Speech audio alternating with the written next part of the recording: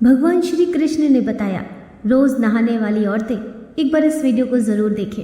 एक समय की बात है, भगवान श्री कृष्ण और देवी सत्यभामा द्वारका नगरी में अपने अपने सिंहासन पर विराजमान थे। तब देवर्षि नारद उस स्थान पर प्रकट होते हैं और भगवान श्री कृष्ण और देवी सत्यभामा को प्रणाम करते हैं।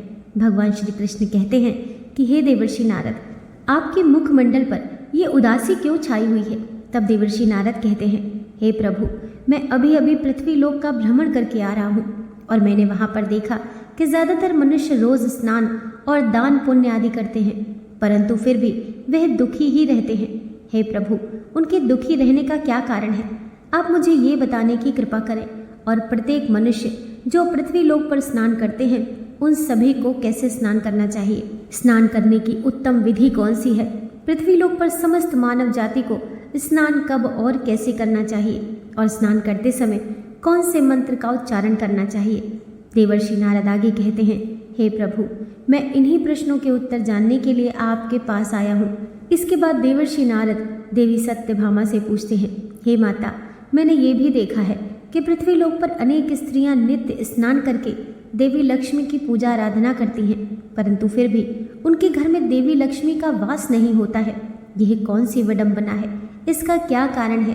तब भगवान श्री कृष्ण कहते हैं, हे देवर्षि नारद, मनुष्य जाति के कल्याण हेतु आपने उचित ही प्रश्न किए हैं। ये सत्य है कि स्नान करना प्रत्येक मनुष्य के लिए अत्यंत ही आवश्यक होता है। स्नान से ही शरीर शुद्ध होता है, स्नान करने से ही शरीर पवित्र होता है और मनुष्य पूजा पाठ दान धर्म आदि कर्म करने के पात्र स्नान करने के बाद ही बनता है। इसलिए मनुष्य को नित्य स्नान करना चाहिए। हे देवर्षि नारद, मैं आपके सभी प्रश्नों के उत्तर देने से पहले आपको एक अत्यंत पवित्र कथा सुनाता हूँ। आप इस कथा को ध्यान से सुनना।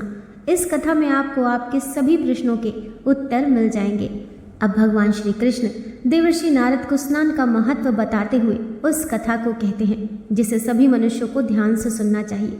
इस कथा को सुनने मात्र से ही सैकड़ों तीर्थ में स्नान करने का पुण्य मनुष्य को प्राप्त होता है। भगवान श्री कृष्ण कहते हैं, हे देवर्षि नारद, एक समय की बात है, मगध देश में एक अत्यंत ही सुंदर नगरी थी। उस नगरी में एक धनवान सेठ रहता था। उस सेठ के 3 लड़कियां थीं। वह सेठ इतना धनवान था कि उसने अपनी लड़कियों को कभी किसी चीज़ की कमी नहीं होने दी। सेठ की लड़कियों को बड़े ही लाड़ प्यार से पाला था। वह तीनों लड़कियां अत्यंत सुंदर तथा अपने चंचल स्वभाव की वजह से मन को मोह लेने वाली थी। एक पिता का जो कर्तव्य होता है, उस सेठ ने सब कुछ पूरा किया। अपनी लड़कियों को उसने सब कुछ दिया जो उनको चाहिए था, परंतु उस सेठ ने एक गलती की। वह गलती ये थी कि उसने अपनी लड़कियों को शास्त्र ज्ञान नहीं दिया था, जिसकी वजह से जीवन में सब कुछ पाकर भी उसकी लड़कियों का जीवन अधूरा था। ज्ञान के बिना कोई भी मनुष्य पूर्ण जीवात्मा नहीं बन सकता। इतना धन और सौंदर्य होकर भी उस सेठ की लड़कियों के पास वो नहीं था जो प्रत्येक स्त्रियों के पास होना चाहिए। धीरे धीरे जब वह सेठ की तीनों लड़कियां जवान हुई तो उसने उन तीनों लड़कियों का विवाह बड़े बड़े व्यापारियों के लड़कों के साथ कर दिया, जिसकी वजह से उस सेठ की तीनों लड़कियां राजमहल जैसे घरों में रहने के लिए चली गईं। वह तीनों जैसे ही रहने के लिए अपने अपने पतियों के घर गईं तो वहाँ पर उनका भव्य स्वागत किया गया। विवाह के बाद की जो जो रस्में होती हैं उन सभी रस्मों को पूरा किया गया। उन तीनों के ससुराल वालों ने उन्हें बहुत मान सम्मान दिया और उनके साथ प्रेम से व्यवहार किया। वह तीनों अपने ससुराल में बड़े ही अच्छे से रहने लगी थी, लेकिन वे तीनों सुबह देर से जागती थीं, देर से स्नान करती थीं और कभी कभी तो बिना स्नान किए ही खाना पकाती थीं और भोजन किया करती थीं और कभी कभी पूजा पाठ कर लिया करती थीं। उनकी सासू माँ ने उन्हें इस विषय में कई बार समझाया, लेकिन किसी ने अपनी सासू माँ की बात नहीं मानी और अपनी ही मनमानी करने लगी। अब जैसे जैसे समय बीतता गया, उन तीनों लड़कियों के ससुराल में परेशानियां अपना विकराल रूप लेने लगी। तीनों के पतियों को व्यापार में आर्थिक नुकसान होने लगा और धीरे धीरे उनके पतियों ने जो संपत्ति बनाई थी वह सब कुछ व्यापार में घाटा होने के कारण नष्ट होने लगी। उन तीनों के पति अब दूसरे से कर्ज लेकर वह व्यापार को चलाने लगे, परंतु फिर भी उन्हें व्यापार में घाटे का ही सामना करना पड़ा, जिसकी वजह से उनके घर में कलेश उत्पन्न होने लगा। उनके पतियों के साथ साथ बार बार लड़ाई झगड़ा होने लगे, परंतु पहले ऐसा नहीं था। जब से ये तीनों अपने पतियों के घर में रहने लगी, तभी से उनके घर में संकट के बादल छाने लगे। उन तीनों बहनों के ससुराल में पैसों की इतनी कमी हुई कि उन्हें अपनी सारी संपत्ति और घर बार सब कुछ बेचना पड़ा और वे सभी झोपड़ी बनाकर उस झोपड़ी में रहने लगे। लेकिन वे तीनों बहनें झोपड़ी में रहना पसंद नहीं करती थीं, इसीलिए वे तीनों अपने ससुराल तथा अपने पतियों को छोड़कर मायके में रहने के लिए वापस आ गईं और अपने पिता के साथ रहने लगी। परंतु अपने घर पर आकर भी उन तीनों की आदत में कोई बदलाव नहीं आया और घर पर आकर भी वे तीनों बहनें बड़ी ही अच्छे से रहने लगी। अपने पिता के घर पर भी वे तीनों देर से उठती थीं तथा देर से स्नान करती थीं और कभी कभी तो बिना स्नान किए ही भोजन किया करती थीं। इसी कारण से उनके पिता को भी व्यापार में नुकसान होने लगा। भगवान श्री कृष्ण कहते हैं, हे देवर्षि नारद, क्योंकि उनकी आदतों में कोई सुधार नहीं हुआ, जिसकी वजह से उनके पिता के घर से भी लक्ष्मी ने अपना स्थान त्याग दिया। अब सेठ की आर्थिक स्थिति खराब होने लगी।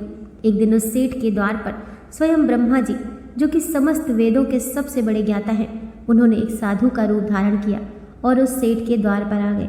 अब सेठ ने साधु का बड़े ही प्रेम से स्वागत किया और उन्हें प्रणाम किया। फिर सेठ ने साधु महात्मा को अपना दुख बताया और उसके निवारण के लिए उपाय पूछा। अब सेठ ने अपनी लड़कियों को भी बुलाया और साधु को उनके बारे में जो जो बातें उनके ससुराल में हुई थी उन सबको बता दिया। अब साधु के वेश में स्वयं ब्रह्मा जी ने जैसे ही उस सेठ की तीनों लड़कियों को देखा तो उन्हें सच्चाई का पता चल गया, क्योंकि उन तीनों बहनों के चारों ओर नकारात्मक शक्ति का घेरा बना हुआ था, जिसकी वजह से वे जहाँ पर भी जाती वह नकारात्मक ऊर्जा उनका पीछा नहीं छोड़ती थी। अब साधु ने उस सेठ से कहा, सुनो, तुम्हारी तीनों लड़कियों की आदतों के कारण उनके चारों ओर नकारात्मक ऊर्जा का मजबूत घेरा बना हुआ है।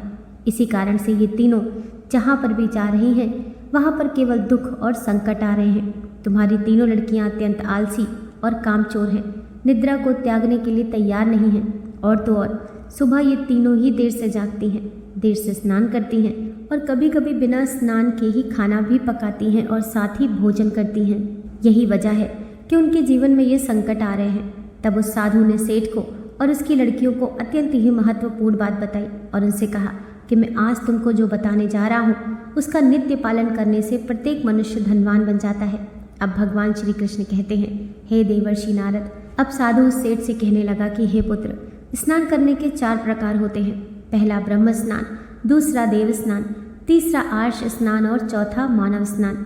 इन्हें समय के अनुसार जो भी मनुष्य अपने जीवन में इन सभी को धारण करता है उसे सर्वश्रेष्ठ माना गया है, क्योंकि शास्त्रों में ब्रह्म मुहूर्त में किए जाने वाले स्नान को सर्वश्रेष्ठ माना गया है। ब्रह्म मुहूर्त यानी कि रात्रि का अंतिम पहर, सूर्योदय से ठीक 2 घंटे पहले का समय, यानी कि शास्त्रों में ये समय दिन का सर्वश्रेष्ठ समय माना जाता है। वह साधु सेठ से कहता है कि इस समय वातावरण में अद्भुत और चमत्कारी ऊर्जा व्याप्त होती है। ये समय समस्त देवी देवताओं का समय होता है। देवताओं का स्मरण करते हुए ब्रह्म मुहूर्त में किए जाने वाले स्नान को सर्वश्रेष्ठ स्नान माना जाता है, क्योंकि इस समय स्नान करने के तुरंत बाद सूर्य देवता को जल देने से जीवन में सुख, समृद्धि और शांति आती है।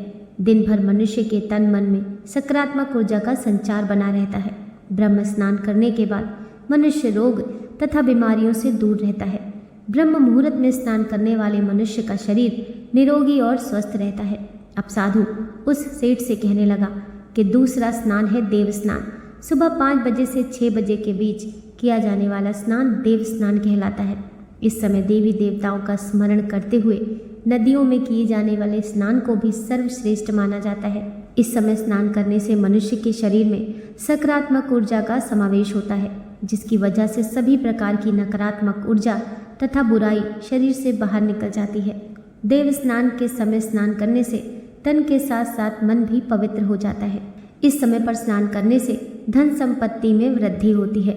मनुष्य को सभी प्रकार के सुखों की प्राप्ति होती है। अब साधु आगे कहता है कि सुबह सुबह जब आकाश में तारे नजर आते हैं उस समय किए जाने वाले स्नान को आर्ष स्नान कहते हैं। ये स्नान भी श्रेष्ठ होता है। इस समय स्नान करने से मन को शांति मिलती है। चौथा है मानव स्नान।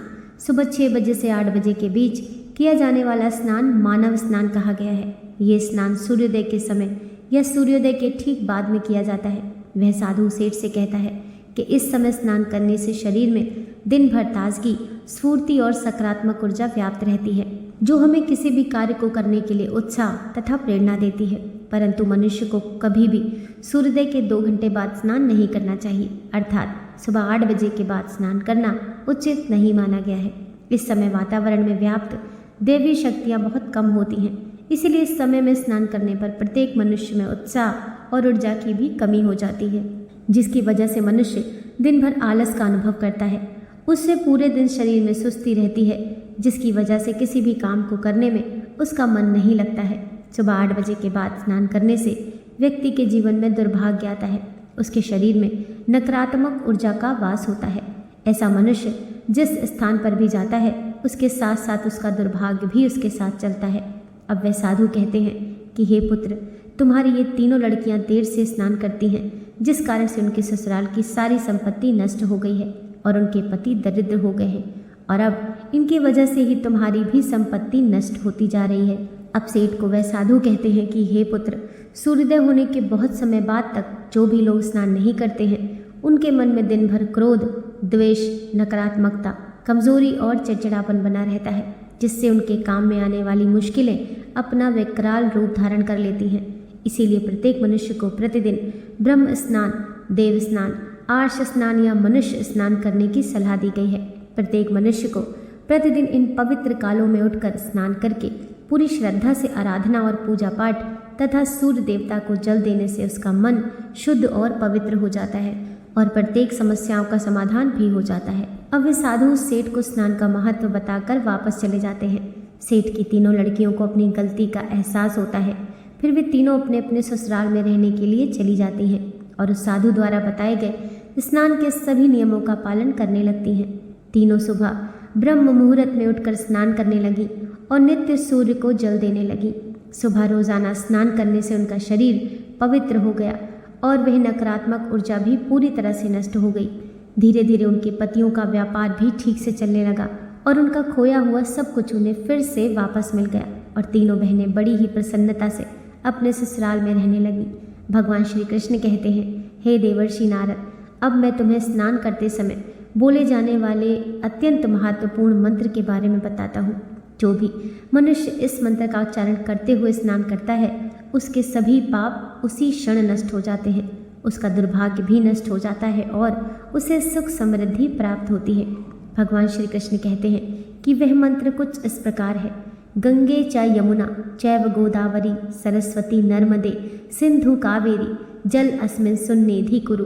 हे देवर्षि नारद, इसका अर्थ है कि गंगा, यमुना, गोदावरी, सरस्वती, नर्मदा, सिंधु और कावेरी माता, मेरे स्नान करने के इस जल में कृपया आप सभी पधारिए।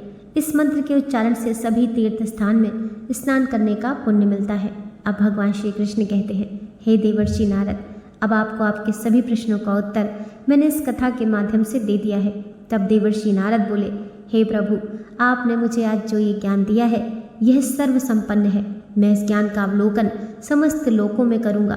इस प्रकार से हमारे जीवन में स्नान दान का बहुत अधिक महत्व होता है, इसीलिए हमें रोज़ सुबह जल्दी उठकर स्नान करना चाहिए। दोस्तों, आशा करती हूँ आज की कथा आपको ज़रूर पसंद आई होगी। वीडियो पसंद आई हो तो लाइक कीजिए, चैनल को सब्सक्राइब कीजिए। मिलते हैं नेक्स्ट वीडियो के साथ।